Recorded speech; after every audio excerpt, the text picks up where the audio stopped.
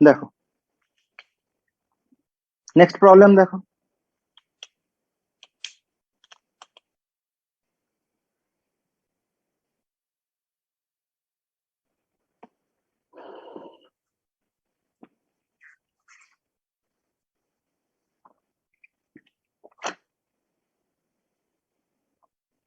Al plus NaOH plus H2O, এখান থেকে তৈরি হবে NaAlO2 প্লাস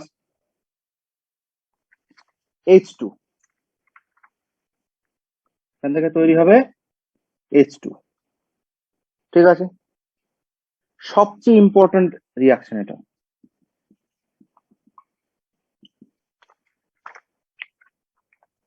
ঠিক আছে, তোমাকে এক্সামে বলবে Al plus NaOH plus H2O, সেখান থেকে তৈরি হচ্ছে NaAlO2 প্লাস H2O। ঠিক আছে, এটাকে ব্যালেন্স করতে হবে। দেখো কিভাবে ব্যালেন্স করব, বোঝো। ফার্স্ট রুল অ্যাপ্লাই করো। দেখো right the oxidation number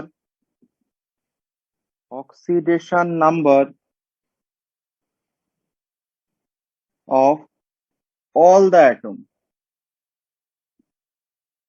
write the oxidation number of all the atoms, সমস্ত পরমাণুর জারণ সংখ্যা লিখতে হবে।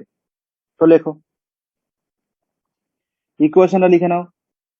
Al plus NaOH plus H2O, সেখান থেকে পাওয়া যাবে NaAlO2 প্লাস H2। ঠিক আছে, বের করো অক্সিডেশন নাম্বার। দেখো এখানে দেখো অ্যালুমিনিয়ামের উপর অক্সিডেশন নাম্বার কত হবে বলো? 0। অ্যালুমিনিয়ামের উপর অক্সিডেশন নাম্বার 0। সোডিয়াম +1 এ থাকবে, অক্সিজেন -2 তে থাকবে, হাইড্রোজেন +1 এ থাকবে। ওকে, H2O তে +1 -2, সোডিয়াম +1 এ আছে, অক্সিজেন -2 তে রয়েছে। তো অ্যালুমিনিয়ামকে ক্যালকুলেট করো, এক্স ধরে +3 আসবে। আর হাইড্রোজেনের উপর কত হবে বলো? 0। হাইড্রোজেনের উপর কি হবে বলো? 0। ঠিক আছে,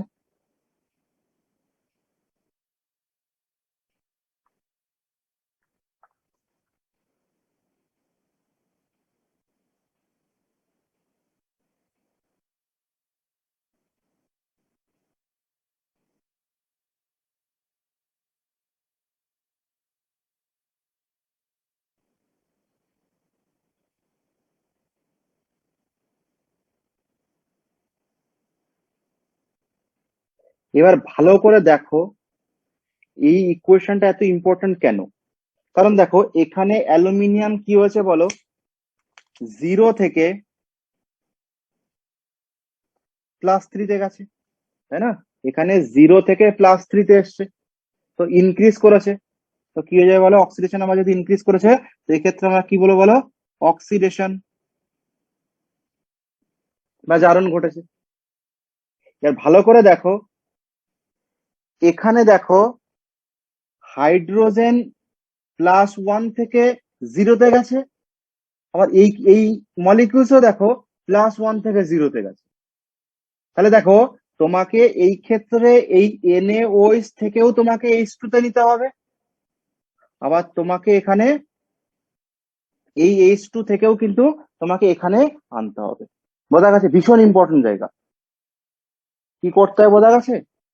তো দেখো এখানে যেহেতু হাইড্রোজেন +1 এ রয়েছে, +1 থেকে 0 এ গেছে, আবার এখানে দেখো +1 থেকে 0 তে গেছে, তাহলে দুটো মলিকিউলস এর ক্ষেত্রে তোমাকে আলাদা করে নিতে হবে।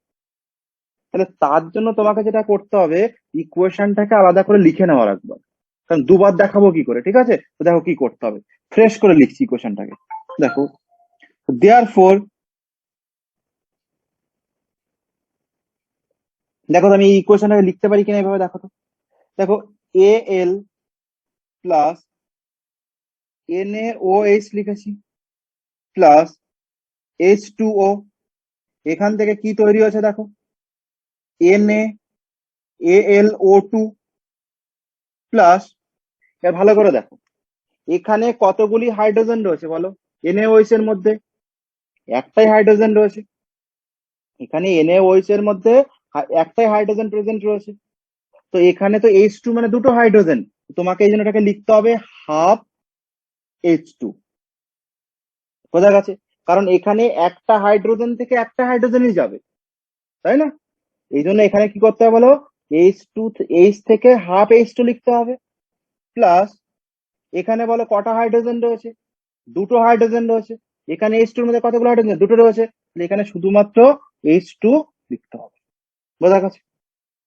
তোমাকে দেখতে হবে এখানে যে এই হাইড্রোজেনটাকে তুমি দুবার ব্রেক করে লিখছো, তাহলে তোমাকে লিখতে হবে যে এখানে কতগুলি হাইড্রোজেন রয়েছে, NaOH এর মধ্যে একটাই হাইড্রোজেন, আর হাইড্রোজেন তো একটা পাওয়া যায় না, তাহলে হাফ ও H2 ফর্মে লিখতে হবে, তাহলে H থেকে হাফ H2, আর H2O এখানে H2 থেকে শুধুমাত্র H2 লিখবো, যেখানে যেখানে অক্সিডেশন নাম্বার চেঞ্জ হয়েছে ভ্যালু গুলো লিখে দাও, তাহলে অ্যালুমিনিয়াম 0, সেখান থেকে অ্যালুমিনিয়াম গেছে +3 তে, এখানে NaOH এর হাইড্রোজেনের উপর +1, H2 এর উপর +1, হাফ H2 এর উপর 0, শুধু H2 এর উপর 0, ঠিক আছে? এবার দেখো কোন জায়গা থেকে কোথায় যাচ্ছে দেখো, এখানে Al থেকে, এখানে Al থেকে NaAl এ আসছে, AlO2 তে আসছে, বাড়ছে, তো এটাকে লিখবো আমরা অক্সিডেশন, ঠিক আছে? নেক্সট দেখো এই হাইড্রোজেন থেকে কোন হাইড্রোজেনে যাচ্ছে বলো, হাফ H2 হাইড্রোজেনে যাচ্ছে, এই ক্ষেত্রে আমরা এটাকে লিখবো, যেহেতু কমছে তো রিডাকশন বা বিজারণ। আবার দেখো এই হাইড্রোজেন থেকে কোথায় আসছে বলো, দেখো এই হাইড্রোজেন থেকে কোথায় আসছে, এই হাইড্রোজেনে আসছে, তাহলে এই ক্ষেত্রে কি হচ্ছে বলো, দেখো +1 থেকে 0-তে আসছে, তাহলে এই ক্ষেত্রেও কি হবে বলো, রিডাকশন হবে, বোঝা গেছে কি বক্তব্য? এই ক্ষেত্রে একটা জায়গাতে অক্সিডেশন আর দুটো মিলিয়ে রিডাকশন, আমরা ব্যালেন্স করার জন্য এটা ব্রেক করে লিখেছি, যাতে ব্যালেন্স করতে সুবিধা হয়, নাহলে খুব অসুবিধা হয়ে যাবে, ঠিক আছে? তাহলে স্যার ইকুয়েশনটাকে আমরা কি করেছি বলো, স্যার হাফ H2 যেটা যেই লাইনটা করছে ওটা আরেকবার একটু বলবেন? এখানে দেখো, তাহলে NaOH থেকে যদি প্রোডাক্ট তৈরি করে, ভালো করে NaOH থেকে যদি প্রোডাক্ট তৈরি করে, তাহলে কতগুলো হাইড্রোজেন এখানে প্রেজেন্ট রয়েছে, একটা। এখানে তাহলে কতগুলো হাইড্রোজেন তৈরি হবে, হাফ। ও আচ্ছা, মানে ঠিক। একটাই হাইড্রোজেন তৈরি হবে, তাই না? হাফ H2 মানে তো একটা হাইড্রোজেন ইন্ডিকেট করছে, বোঝা গেছে? হুম হুম, বুঝেছি। এখানে দেখো H2O কতগুলো হাইড্রোজেন প্রেজেন্ট রয়েছে, দুটো। এখানে কটা আছে, দুটো। ও বোঝা আচ্ছা, গেছে কেন ঠিক। আমি এখানে H2 লিখেছি? যতগুলো অক্সিডেশন নাম্বার চেঞ্জ মেথড শেখানো হয়েছে সবচেয়ে ইম্পর্টেন্ট এটা, বোঝা গেছে? এগুলো না করে হ্যালো দিলে তুমি বাড়িতে স্যার। প্র্যাকটিস করতে পারবে না করতে। হ্যাঁ বলো। স্যার ওখানে যেটা হাফ H2 ছিল, তাহলে ওখানে ওখানে হুম একটা হাইড্রোজেন বোঝাচ্ছে, আর হুম H2 যেটা ওখানে তো দুটো হাইড্রোজেন বোঝাচ্ছে, তার মানে হুম হুম হুম তাহলে আগের ক্যালকুলেশনে যদি ব্যাক ক্যালকুলেশন করে, তো ওখানে তো দুখানা হাইড্রোজেন রয়েছে হুম আগের ইকুয়েশনটা, ওখানে হুম তিনখানা চলে আসছে, ওয়ান মানে 1 + 2 3 চলে আসছে তো। হ্যাঁ, আগেরটা তো 2 আমরা রয়েছে। দেখো ভালো করে বোঝো, আমরা তো ব্যালেন্স করবো বাবা, গুনে গুনে ব্যালেন্স করবো তো পরে, হাইড্রোজেন হ্যাঁ। চেঞ্জ করবো তো লাস্টে গিয়ে, তো তখন ব্যালেন্স হয়ে যাবে, ও আচ্ছা আচ্ছা। ঠিক আছে? যেহেতু এখানে দুটো মলিকিউলস এর মধ্যে হাই অক্সিডেশন নাম্বার চেঞ্জ হয়েছে, এই জন্য এটাকে আমি এই সাইডে দুটো করে নিয়েছি, তাহলে সুবিধা মানে হয় সলভ করতে। সুবিধার জন্য এটা করেছে, লাস্টে তাই তো? গিয়ে একদমই তাই, একদমই তাই, লাস্টে গিয়ে আমরা হাইড্রোজেন যখন ব্যালেন্স করবো তখন কাউন্ট করে H+ অ্যাড করবো, হয়ে যাবে, আচ্ছা আচ্ছা, ঠিক আছে ঠিক আছে। ঠিক আছে? হুম। তাহলে এইবার দেখো, তাহলে যেহেতু রিডাকশন দু জায়গাতে ঘটছে, তাই না? এখানে রিডাকশন দু জায়গা হচ্ছে না, তাহলে তোমাকে কি করতে হবে, তো এখানে কার কার চেঞ্জ হয়েছে লেখো, লেখো দেখো, লেখো there is change in oxidation number of, change in oxidation number of aluminium and hydrogen. কি লিখবো বলো? যে বেঙ্গল লিখবো এখানে অ্যালুমিনিয়াম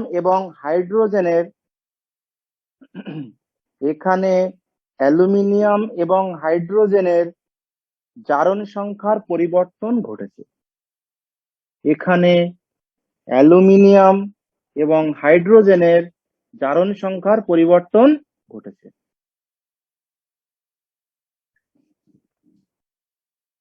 তো লিখে নাও এখানে যে there is change in oxidation number of aluminium and hydrogen. এখানে অ্যালুমিনিয়াম এবং হাইড্রোজেনের জারণ সংখ্যার পরিবর্তন ঘটেছে। ঠিক আছে, তো এবার ইকুয়েশন গুলোকে লিখতে হবে। তো লেখো, দেখো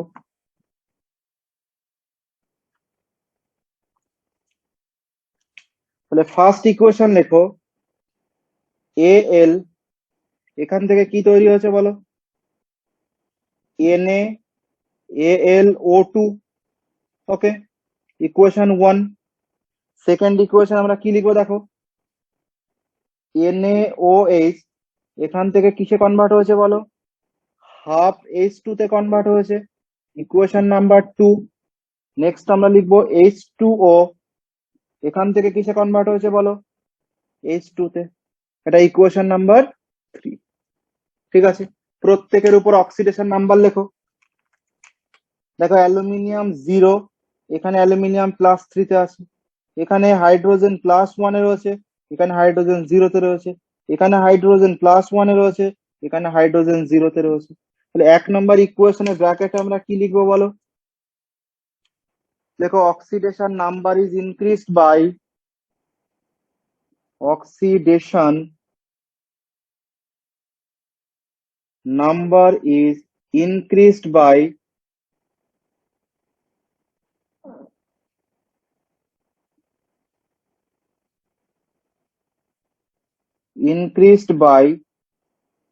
3 ইউনিট।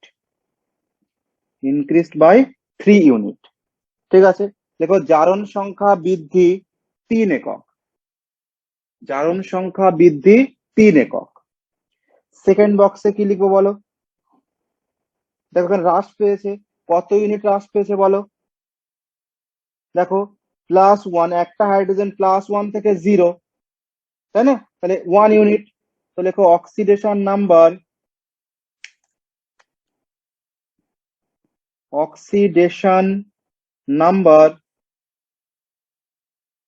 is decreased by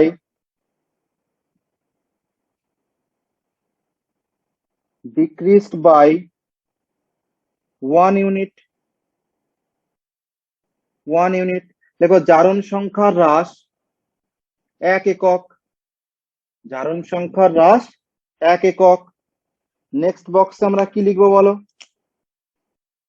দেখো ভালো করে দেখো, এখানে কতগুলি হাইড্রোজেন রয়েছে?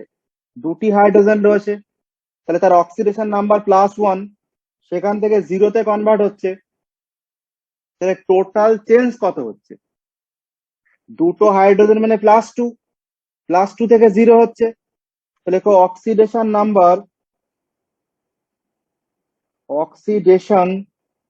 নাম্বার is decreased by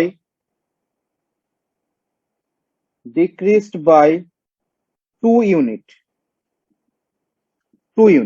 বোঝা গেছে? ভীষণ ইম্পর্টেন্ট জায়গা। এখানে দেখো H2O+1 থেকে 0 হয়েছে, তাহলে যেহেতু H2O+1 থেকে 0 হয়েছে, তাহলে অক্সিডেশন নাম্বার ডিক্রিজ করেছে কত ইউনিট? 2 ইউনিট, তাই না? তাহলে তোমাকে কি করতে হবে বলো? এখানে যেহেতু উপরেরটাই কেন হলো না, কারণ এখানে একটা হাইড্রোজেনের জন্য +1, তাহলে +1 থেকে 0 হয়েছে। এখানে দেখো দুটো হাইড্রোজেন, তাহলে একটার জন্য +1, হাইড্রোজেন কটা আছে এখানে? দুটো, তাহলে দুটোর জন্য কত হবে অক্সিডেশন নাম্বার টোটাল?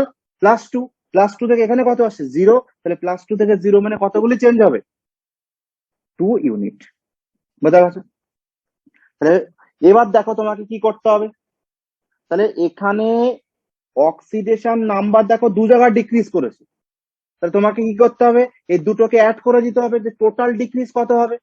তো নেক্সট লেখো নেক্সট আমরা কি লিখবো দেখো, লেখো total, therefore total decreased in oxidation number, total decreased in oxidation number। লেখো মোট জারণ সংখ্যা হ্রাস, মোট জারণ সংখ্যা হ্রাস কত হবে বলো? এখানে 1 ইউনিট ডিক্রিজ করেছে, এখানে 2 ইউনিট ডিক্রিজ করেছে, তাহলে কি করতে হবে বলো? Equals to 2 plus 1 equals to 3। তাহলে টোটাল ডিক্রিজ কত হবে বলো? টোটাল জারণ সংখ্যা হ্রাস অ্যাড হয়ে যাবে দুটো, দুটোতেই ডিক্রিজ করেছে, তাহলে 1 প্লাস 2 3 হয়ে যাবে। বোঝা গেছে? এবার দেখো দেয়ারফর আমি বলেছিলাম রেশিও নিতে হবে, তাই না? দেখো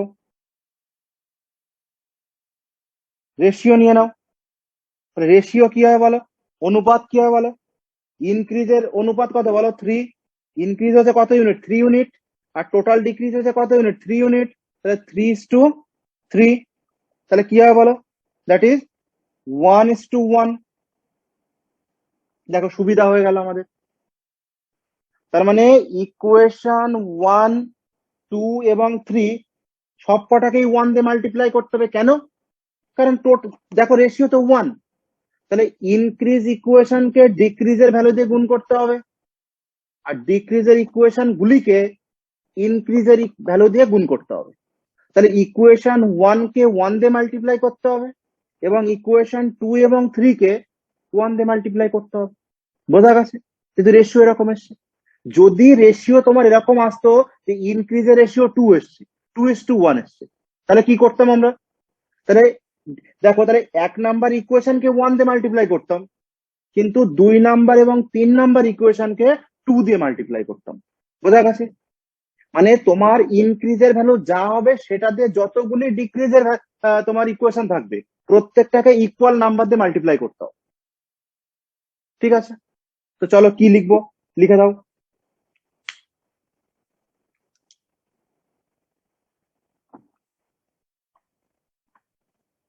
কি লিখতে হবে বলো? এই একই লেখা, লেখো to make increase and decrease equal, to make increase and decrease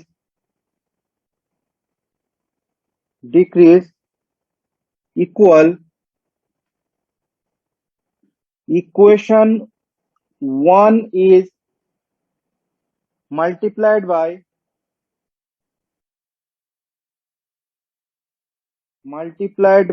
1 and equation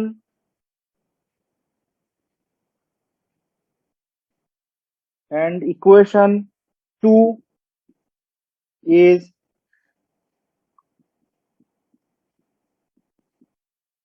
multiplied by 1 and equation 3 is multiplied by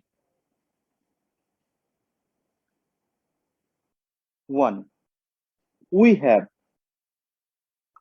এটা তোমাকে ফর্মালিটি মেনটেন করার জন্য লিখে দিতে হবে যে তুমি কি কি কাজ করছো। বেঙ্গলিতে লেখো, লেখো জারণ সংখ্যার বৃদ্ধি ও হ্রাস সমান করতে,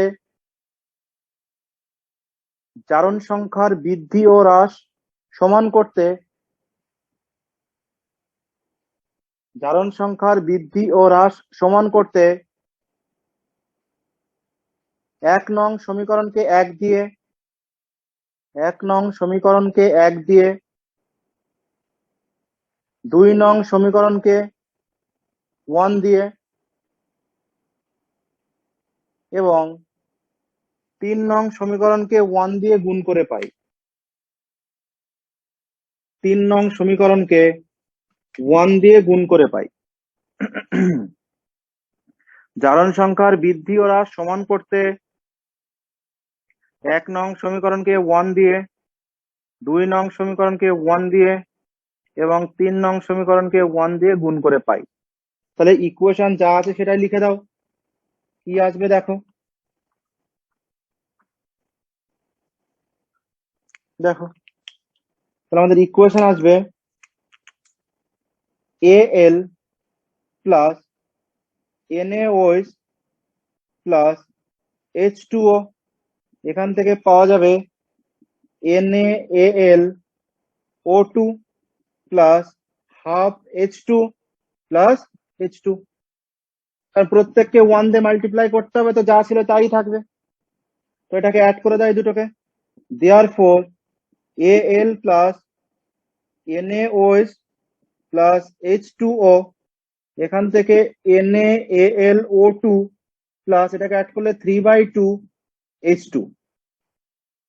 ঠিক আছে, 3/2 H2। তো এটাকে ইন্টিজারে বানানোর জন্য, পূর্ণ সংখ্যা করার জন্য মানে ইকুয়েশনকে টোটালটাকে 2 দিয়ে মাল্টিপ্লাই করে দাও। ঠিক আছে, পুরো ইকুয়েশনটাকে 2 দিয়ে মাল্টিপ্লাই করে দাও।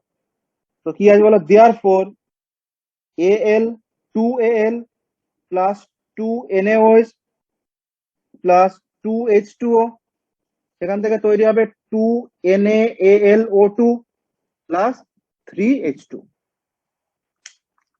ব্যালেন্সড ইকুয়েশন, ভীষণ ইম্পর্টেন্ট। ঠিক আছে,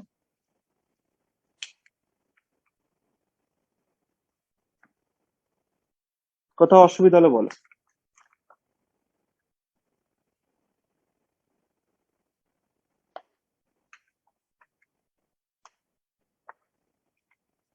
sir,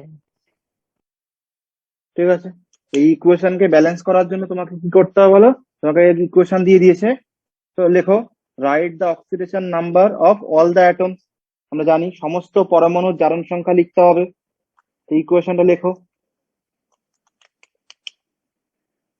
Zn plus NaNO3 plus NaOH, এখান থেকে তৈরি হবে Na2ZnO2 plus NH3 plus H2O।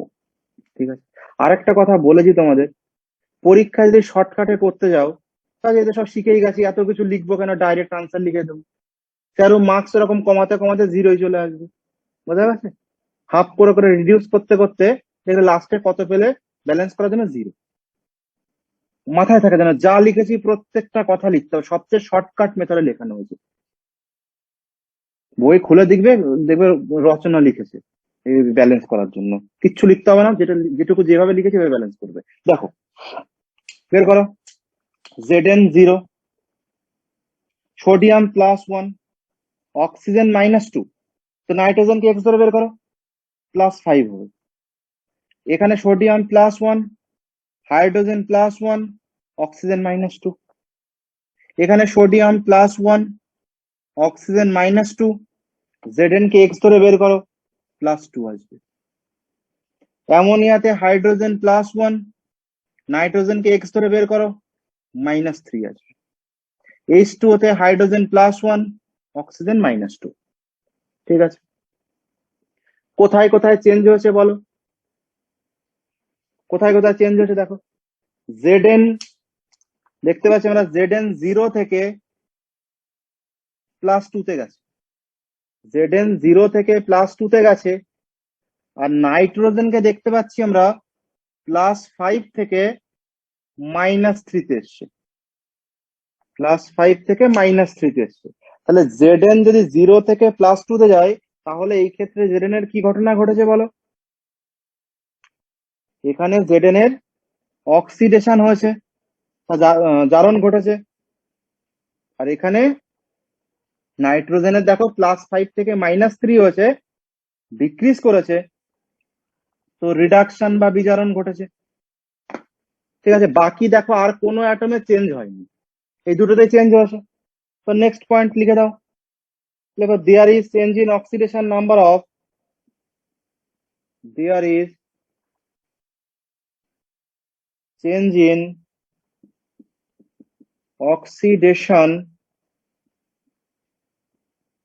Oxidation number of Zn and nitrogen.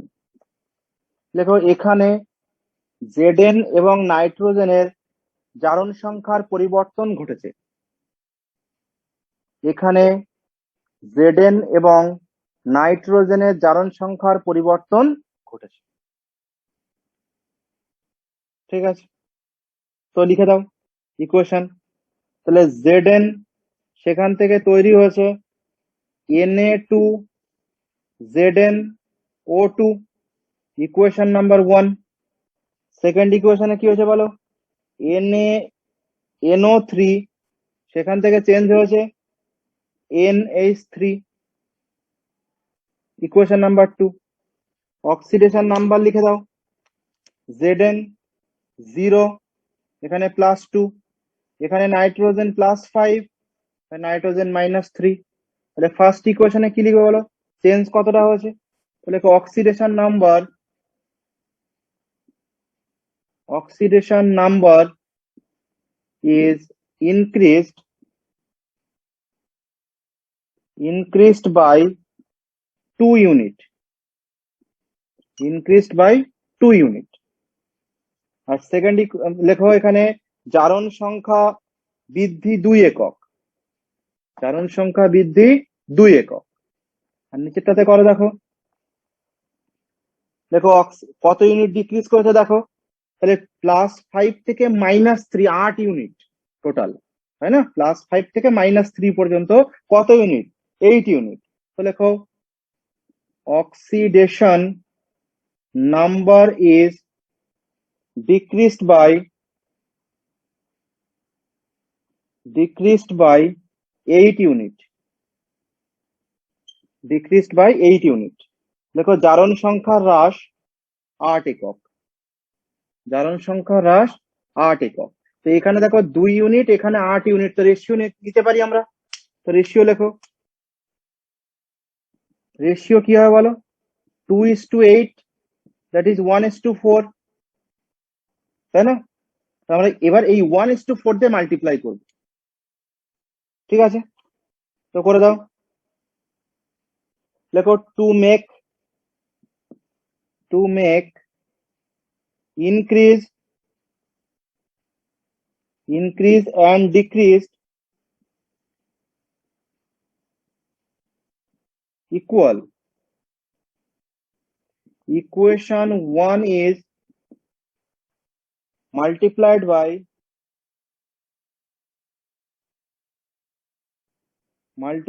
by 4 and equation 2 is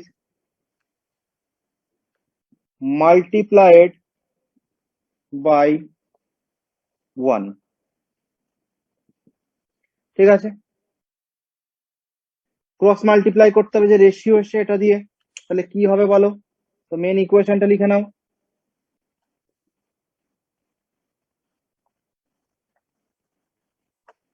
main equation আমাদের কি আছে বলো,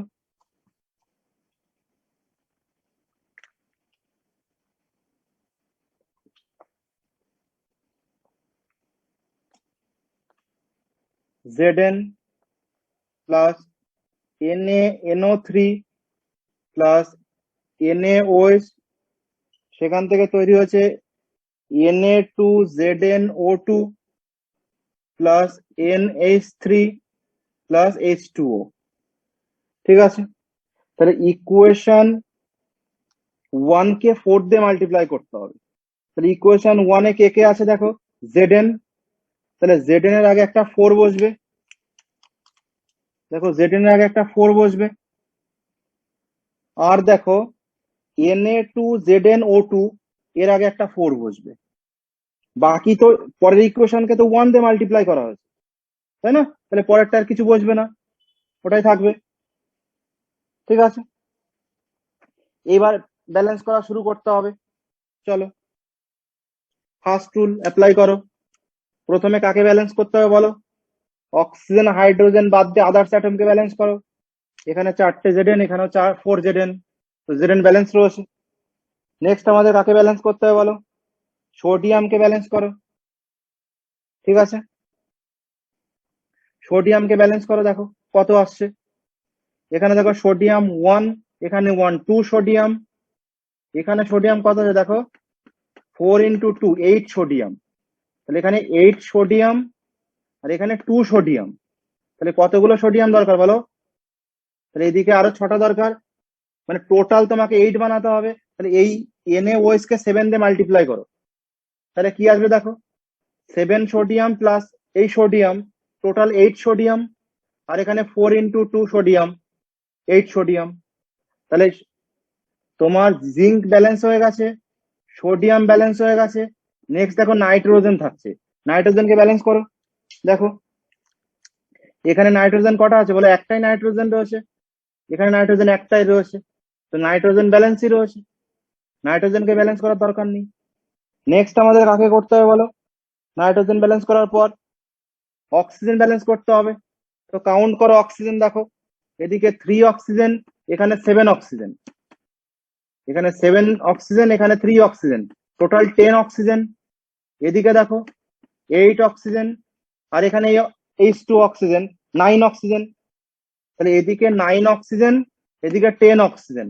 কি নিয়ম বলো, যেদিকে অক্সিজেন কম আছে সেদিকে একটা জলের অণু যোগ করে দাও, তাহলে প্লাস H2O করে দাও। ঠিক আছে, অক্সিজেন ব্যালেন্স হয়ে গেছে। নেক্সট হাইড্রোজেন ব্যালেন্স করতে হবে। তো হাইড্রোজেনকে কাউন্ট করো, দেখো কতগুলো আছে।